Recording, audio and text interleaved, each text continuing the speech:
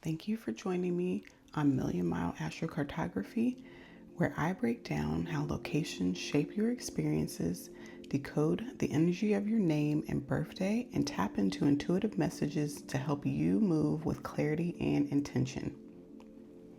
I would like to say a huge thank you to my subscribers. This is a brand new channel. I have a second channel called Meekin's Million Miles, where I'm traveling 1 million miles around the world with my family and experiencing astrocartography in different locations to help make these videos even more authentic.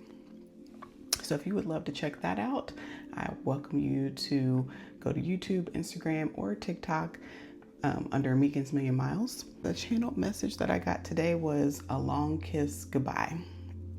And this is a week ahead video, so we can just tap into the energy that we might encounter this week, see if there's any messages, any guidance for us. I've got 2 new decks. The Beyond Lemuria deck. This deck is so beautiful. It really just found me, and it reminds me of those coloring books and folders that we used to have if you grew up in the 90s. I can't remember that lady's name, something Frank. If you know, drop a comment down below if you love those folders. My mom never really bought me a bunch of those, but I always wanted some. And then I've got some tea leaf oracles. This is a huge deck, and I feel like I'm being called to kind of split the deck, but I'm going to shuffle it a little bit, and then I'm going to split it and pull our message for this week.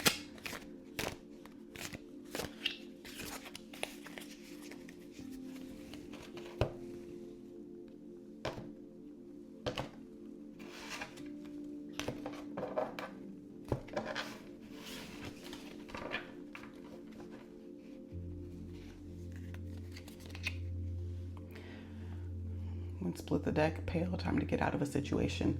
Honestly, I was thinking with a long kiss goodbye, like kissing an old life behind, or it's actually probably something that you're looking forward to that's leaving, and it's like one last goodbye because the new is here.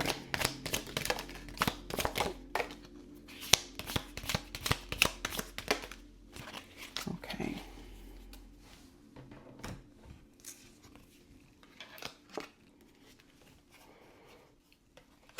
Bow, you are highly thought of. Bird, perched. Waiting for news, package, letter. Heart, love, deep affection, and caring.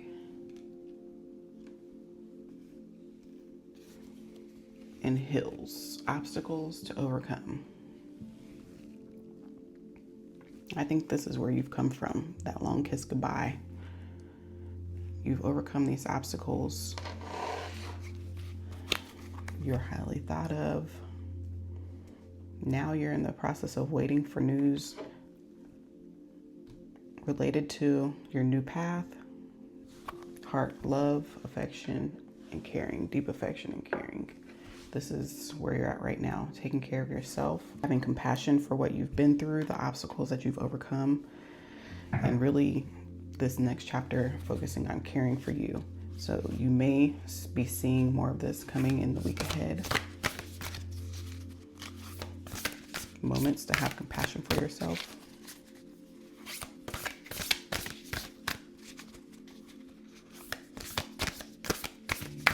People coming in to let you know that they've been thinking about you.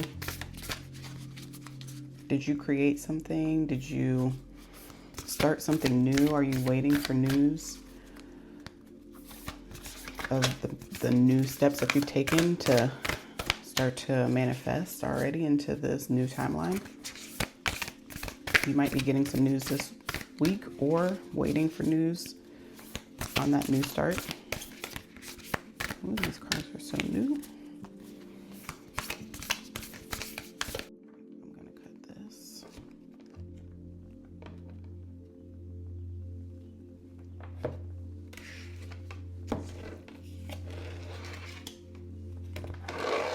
going to take that one, life force energy, and one more. This is two more. Okay.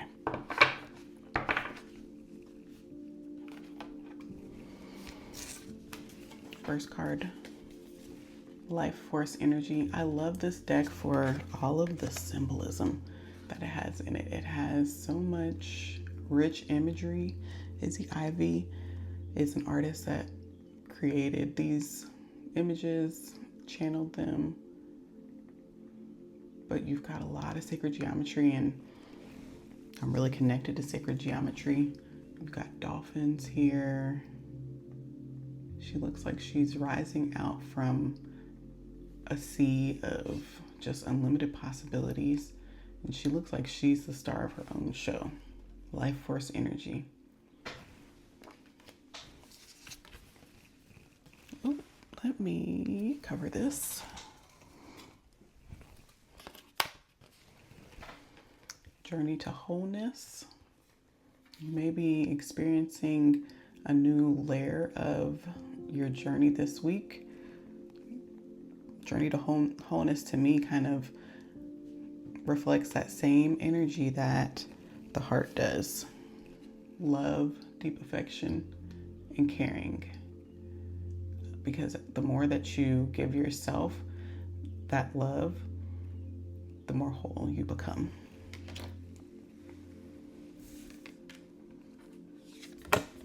And last, internal explorer.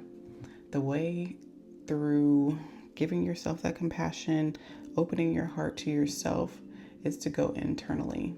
Explore those depths of you that you might have been afraid to look at, especially when you're approaching like inner child healing or things that trigger you.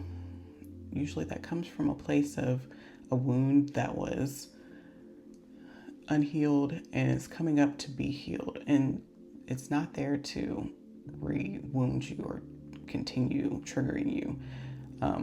Whenever this comes up for me, I now understand it as an opportunity to really look at what it was that made me feel triggered and then give myself compassion, because usually it's something that happened to me in the past that I was really hurt by.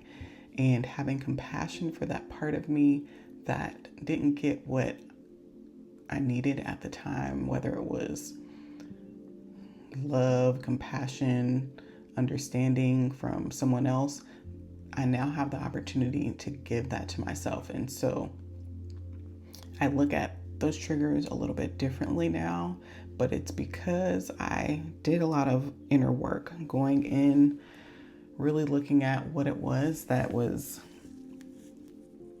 happening, setting boundaries, standing up for myself. And that has helped to create a new outcome in some of the situations that triggered me before. I'm going to read the book. I'll put this one here. For Life Force Energy.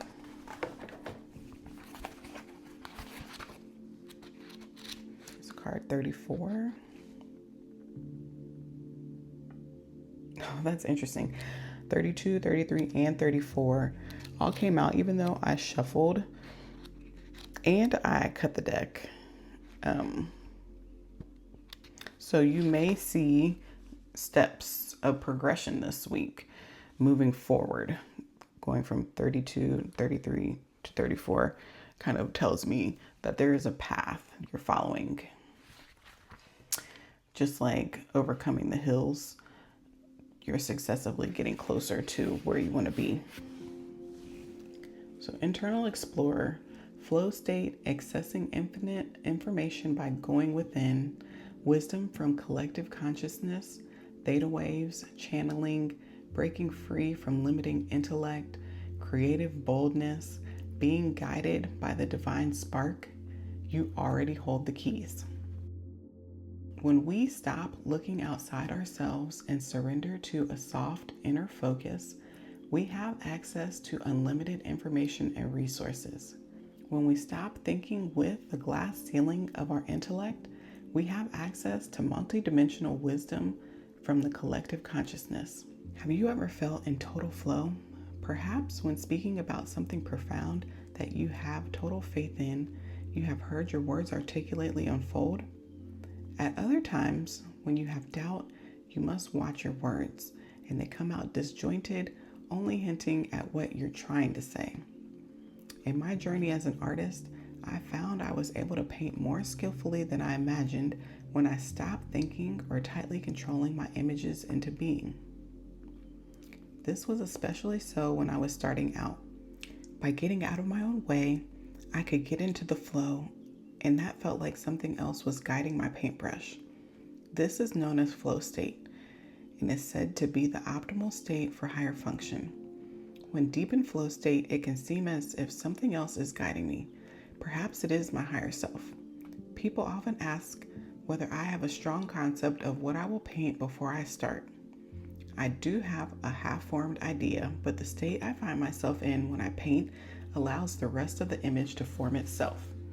I don't try to control it too much. When I allow myself to really go there and listen to the whispers that guide the journey, it gives more soul to my pieces.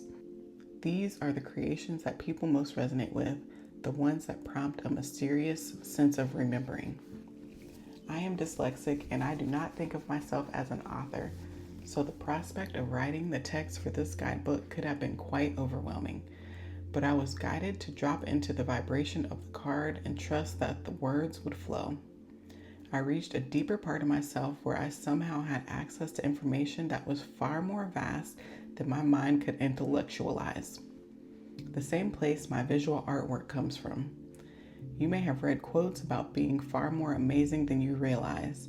There is an infinite part of us that is God, or whatever you wish to call it. When we attune to our divine state, we really can do anything we apply ourselves to. Everything is there within you, waiting for expression. You are invited to explore the flow state. This card is also a reminder that you are an infinitely amazing being who can access collective consciousness, especially when you surrender some control to the greater process or get out of your own way. You have the permission you felt you needed, so go within and explore. Wonderful gifts are waiting for you. That actually reminds me of something I was thinking of this weekend in regards to this channel, that I really want to build this channel into a resource for others to connect to their higher self, because this channel was born through me connecting to my higher self to help me navigate some complex dynamics and toxic work environments, and some of the skills that I channeled and am now practicing and perfecting to bring to you, the viewer. I had to go inside to remember. Very interesting. Journey to wholeness, self-acceptance, wholeness, unconditional love, soul fragments returning, accepting others as they are, staying energetically present, accepting all parts of self, healing, internal disease. Traditional Japanese painters do not paint the eyes of a deity before the rest of the body, as they say this is the element that brings it to life. But for this image, I did just that. It was one of the most profound painting experiences I have ever experienced. I created deep into the night, and no matter how hard I tried, I could not put my paintbrush down. At 3 a.m., I was coaxed away, and as I stepped back, I burst into tears. I was deeply upset at the being that had come alive on the canvas, could be sensed in my art space, and felt as if it was within me. The canvas held a half-formed being, part woman and somewhat octopus. She was troubled. The process she was in was quite disturbing to her. After doing a clearing, I was able to sleep. The next morning, my housemate inquired what had happened in the night as his pictures were falling off the walls. As I worked on the painting over the next week, it felt like this being was undergoing healing. She was brought to wholeness and became quite beautiful with evolved energy systems and a sense of enlightenment and knowing about her. I have come to realize that this being is a hybrid. There are mixed reports about what caused these beings to be this way, but it seems there was a distinct sense of upset and dis-ease among them, and they had an intense longing to be whole again. Some say the Lemurian hybrids were experiments done by the Atlanteans as they pushed what was possible. Others say they were a result of vibratory similarities as the Lemurians became more physicalized, causing them to mix with that of animals, depending on where their vibration was. Most accounts associate the hybrid form with disease and a sense of being outcast. It is understood that the hybrids started appearing toward the end of the Lemurian epoch as they were densifying and the Atlantean mind-based intellect interfered with the ebb and flow of Lemurian ways, though this is not what caused their demise. This card is about loving yourself and others from a sense of wholeness, exactly as you are right now. It is only from this space that healing can take place.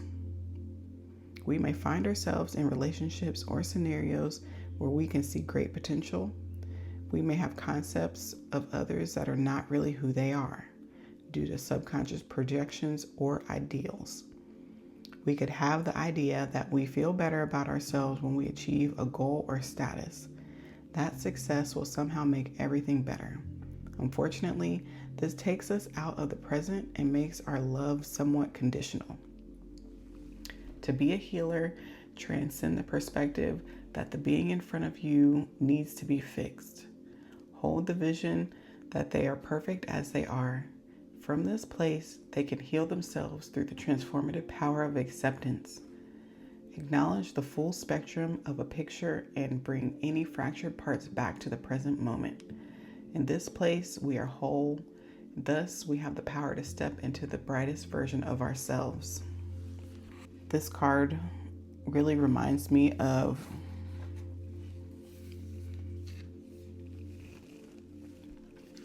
a journey one might go through where they feel like they have to control what somebody else does.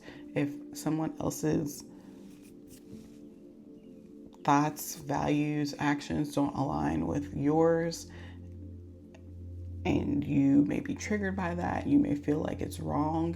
Some people then take it upon themselves to tell the other person that they're wrong and they need to do, think, or believe something else. And this card is a message to let you know that everyone has their own individual journey that they must go through. And it's not our job to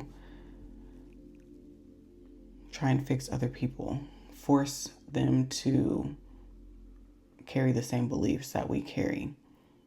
That's what makes this world unique, and that's what allows for us to experience growth.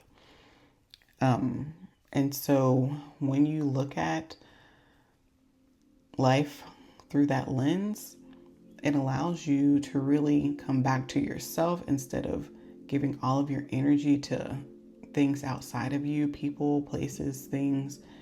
Bring that energy back into you and focus on what it is that you can do to heal yourself. It also kind of gives that idea of pouring from an empty cup. You can't help someone else if you haven't first helped yourself. Life Force Energies, card 34.